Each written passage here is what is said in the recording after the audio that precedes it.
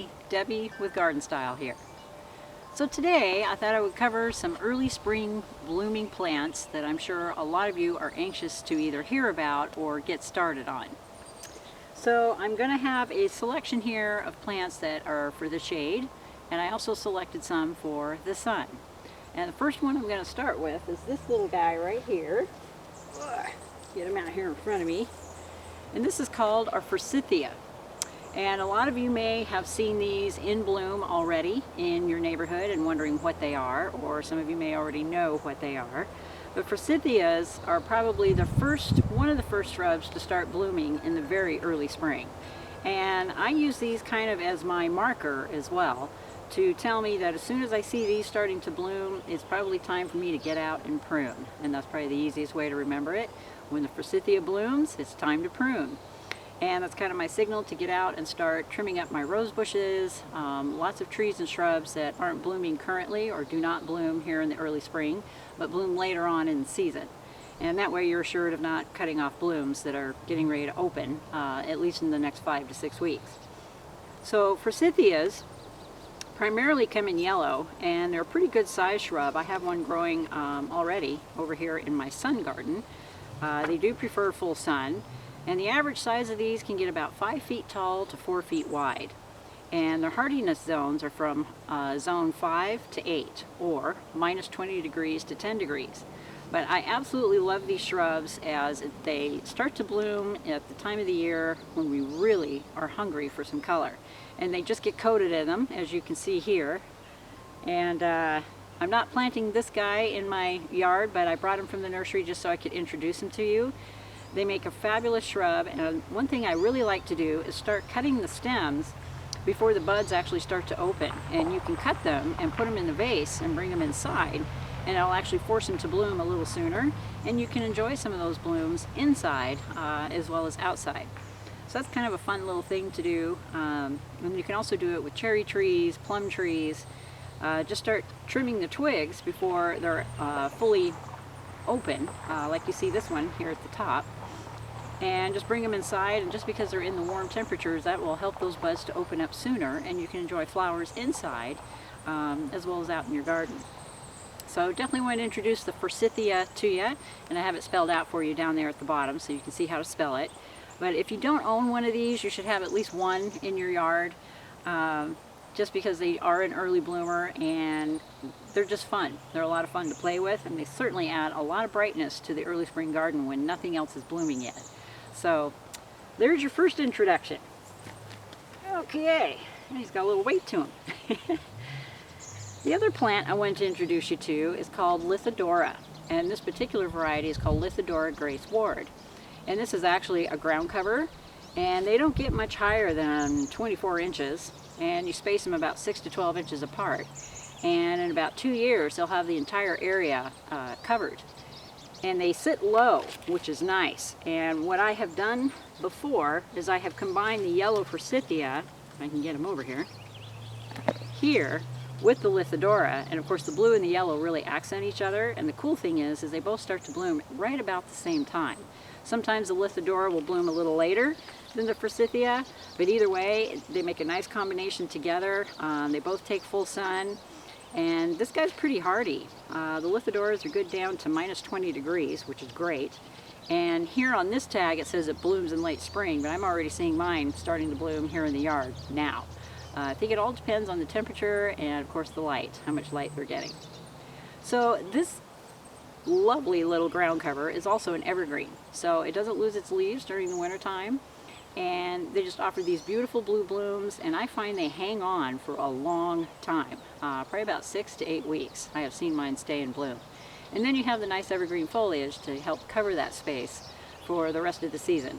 But what a beautiful flower. And I've seen these also in a blue and a white, kind of variegated flower.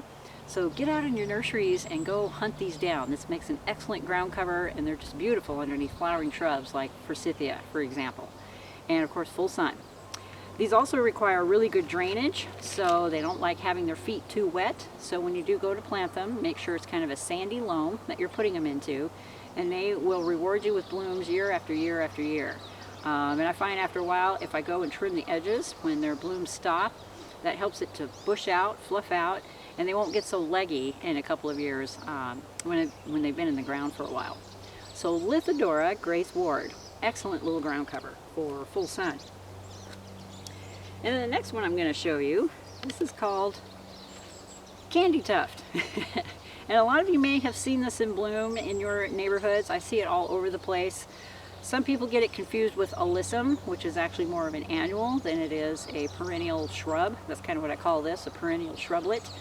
As this doesn't get very high either. This can be a very good ground cover, and they will only get maybe 24 to 30 inches high and about 36 inches wide. So this is something else that's great for covering the ground in the lower areas, like in the front of your borders.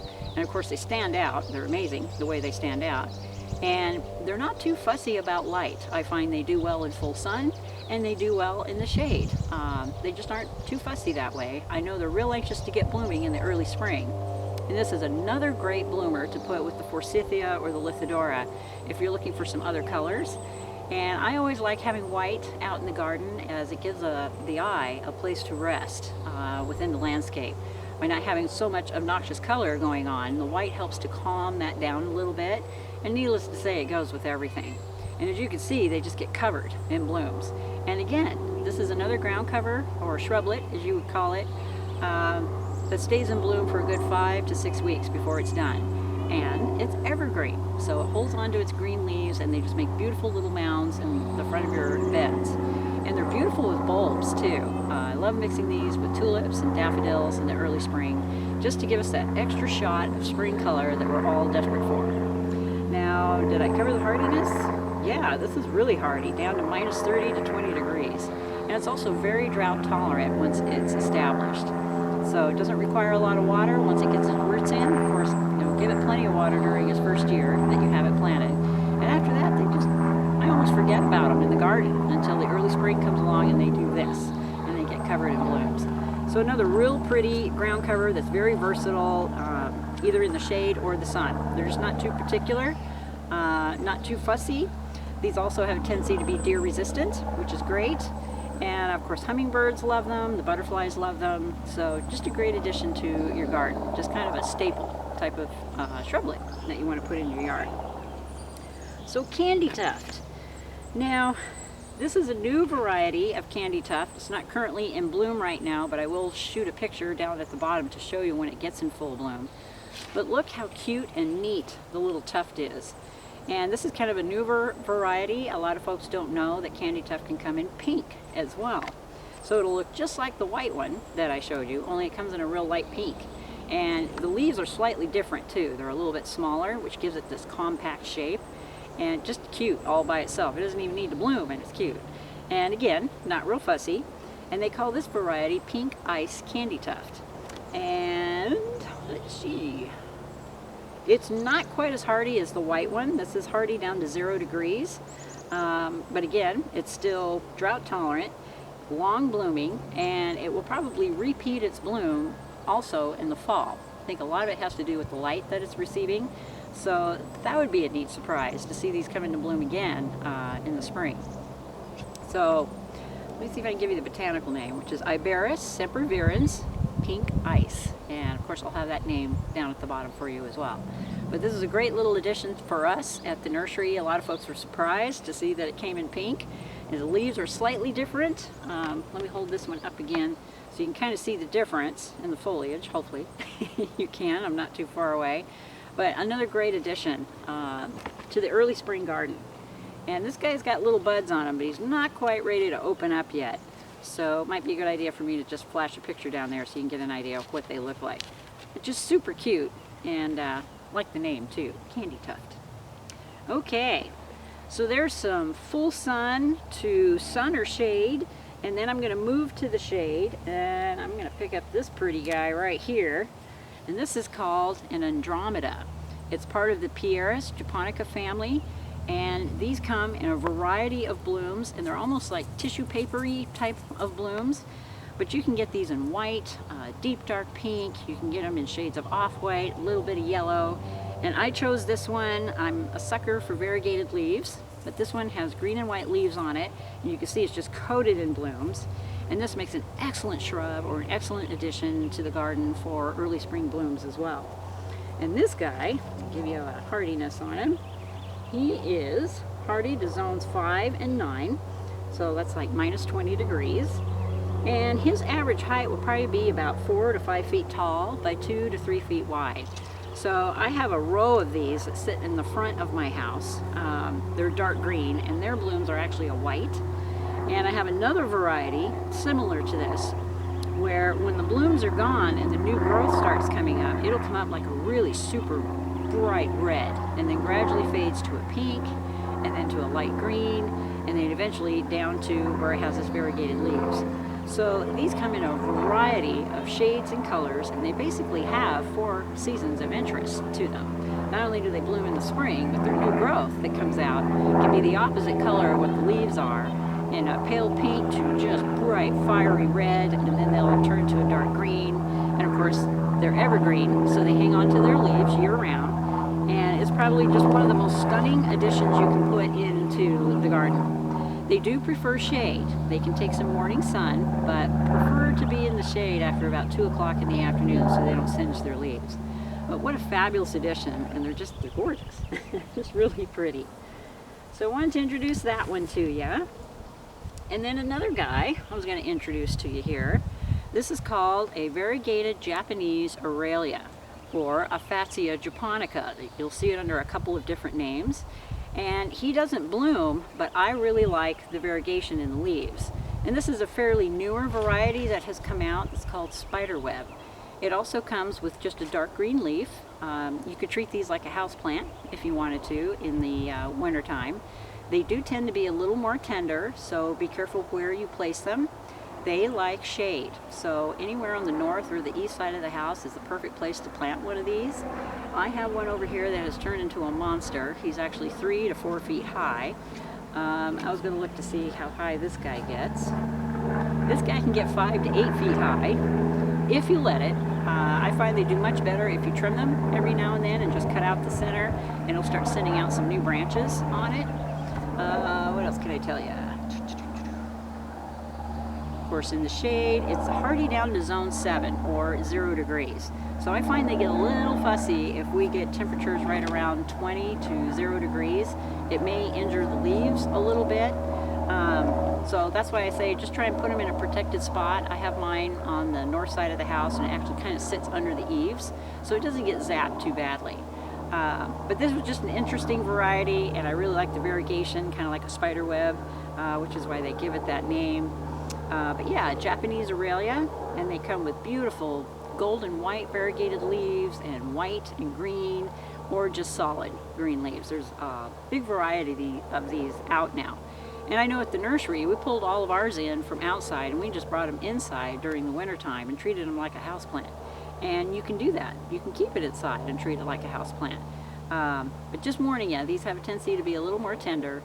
And if you want to go plant them and you live in an area where it gets really cold in the wintertime, just put them in a container that you can bring inside during the wintertime. That way you can still enjoy this beautiful variegation and these gorgeous leaves. It kind of has a little bit of a tropical feel to it at the same time. So just wanted to introduce that guy to you. All right. So that's just a few in my collection today that I wanted to introduce you to. I'm certainly going to be coming up with a whole lot more, as we have been absolutely slammed at the nursery the last 2 to 3 weeks, which is why I haven't been able to stay in touch with you. We went from 28 degrees as a day high. In about 2 weeks, somebody just turned the switch, and we suddenly went to 80 degrees for about 3 or 4 days in a row here in the Northwest. So it's like, all of a sudden, spring has arrived, and folks were very itchy and antsy to get to the nursery and start buying up plants, which has made us very busy. And needless to say, because of all the snow we had during the winter time, a lot of our early deliveries ended up getting pushed back. So not only were we busy with customers, but we were also busy trying to unload trucks, 2 to 3 a day sometimes, just because everything was running late and they all just hit us all at once. So, whew! I'm finally able to breathe a little bit today, spend some time with you guys, start introducing you to some of these new specimens that we've received in the nursery. A lot of these aren't real new. They've been around for a long time, but for those of you who are getting started in the garden or you just need some more ideas, hopefully this will help fill some of those voids for you if you're looking for some early spring color, especially in plants that you know are going to be coming back year after year. Okay, I may run a little video towards the end here if you guys want to get an idea of what we're up to at the nursery. It's quickly filling up as we've been unloading truck after truck. Finally got some new benches in for our lath house, so I'm excited about that. Can't wait to set them up for tomorrow. And of course lots of new trees, shrubs, perennials, and things are starting to bloom here. We've got all our cherry trees in bloom, our plum trees are starting to bloom, and once that gets started it just isn't going to quit until we get well into the summer. So my favorite time of the year is finally here, and I hope I can spend more time with you guys and start introducing you to more specimens as I start receiving them in at the nursery. Some new, unusual, really cool stuff is starting to come in, as well as some container ideas, as we're finally at that time of the year, to start filling up a lot of our empty containers after we were done cleaning them out, of course. Alright you guys, so that's all I have for you today. Of course, if you have any questions or comments, you can leave those in the description box down below, or you can get a hold of me at gardenstylenw.com or at my email at gardenstylenwest@gmail.com. I hope all of you have had a chance to get out the garden, get your hands dirty, and I'm hoping to be pushing some more videos your direction with some more new plants and ideas as we start to get 2019 spring underway. Finally, the snow is gone. All right, you guys, talk to you later. Bye for now.